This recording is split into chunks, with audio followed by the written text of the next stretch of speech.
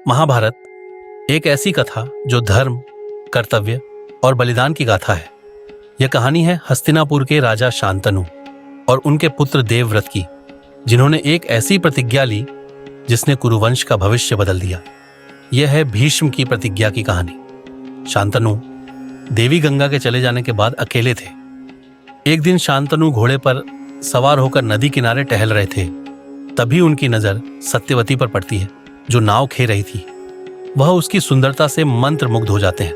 यह कौन है? इसकी सुंदरता और सादगी ने मेरे हृदय को छू लिया। सत्यवती एक मछुआरे की पुत्री थी, जो शांतनु की जिंदगी में नया रंग लाने वाली थी, और वो सत्यवती के पिता से हाथ मांगने के लिए जाते हैं। लेकिन यह प्रेम एक बड़ी चुनौती के साथ आया। मैं आपकी पुत्री सत्यवती का हाथ मांगने आया हूं। महाराज, यह संभव है, लेकिन एक शर्त पर। मेरी बेटी का पुत्र ही हस्तिनापुर का राजा बनेगा। यह कैसे हो सकता है? मेरा पुत्र देवव्रत युवराज है। शांतनु उदास होकर महल लौट आए। उनके मन में प्रेम और कर्तव्य का जैसे युद्ध चल रहा था। पिताश्री, आप उदास क्यों हैं? क्या हुआ है? पुत्र, मैं सत्यवती से विवाह करना चाहता हूं, लेकिन उसके पिता ने शर्त रखी है कि उसका पुत्र ही राजा बनेगा। मैं तुम्हारे अधिकार को छीन नहीं सकता। पिताश्री, आपकी खुशी मेरे लिए सर्वोपरि है। मैं इस समस्या का समाधान करूंगा। देवव्रत ने अपने पिता के प्रेम को पूरा करने का संकल्प लिया। वे सत्यवती के पिता से मिलने निकल पड़े। मैं शांतनु का पुत्र देवव्रत हूं। मैं अपने पिताश्री के लिए सत्यवती का हाथ मांगने आया हूं। मैं सहमत हूं, लेकिन मेरी शर्त वही है। मेरी बेटी का पुत्र राजा बनेगा। मैं हस्तिनापुर की गद्दी का त्याग करता हूं। सत्यवती का पुत्र ही राजा बनेगा। लेकिन अगर तुम्हारे पुत्रों ने भविष्य में दावा किया तो मैं आजीवन ब्रह्मचर्य की शपथ लेता हूं। मैं कभी विवाह नहीं करूंगा, न ही संतान उत्पन्न करूंगा। यह मेरी प्रतिज्ञा है, जिसे मैं मृत्यु तक निभाऊंगा।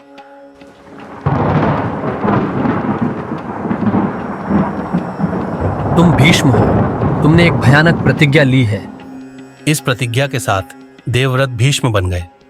स्वर्ग ने उनके बलिदान को सम्मान दिया और धरती ने उनके संकल्प को देखा। पुत्र, तुमने मेरे लिए जो किया वह कोई साधारण बलिदान नहीं है। मैं तुम्हें इच्छा मृत्यु का वरदान देता हूं। तुम अपनी मृत्यु का समय स्वयं चुन सकोगे। पिताश्री, आपकी खुशी ही में मेरी खुशी है। मैं इस वरदान का सम्मान करूंगा।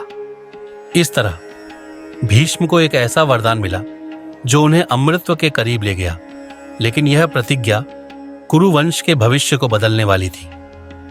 भीष्म की प्रतिज्ञा ने शांतनु को सत्यवती दी, लेकिन इसने कुरुवंश की कई पीढ़ियों को प्रभावित किया। सत्यवती के पुत्रों से धृतराष्ट्र और पांडु का जन्म हुआ, और फिर पांडव और कौरवों का संघर्ष शुरू हुआ। भीष्म, जो इस प्रतिज्ञा के कारण बंधे थे, कुरुक्षेत्र के युद्ध में एक योद्धा और साक्षी बने। यह थी भीष्म की प्रतिज्ञा, एक बलिदान, एक संकल्प और एक ऐसी कहानी जो अनंत काल तक गूंजती रहेगी।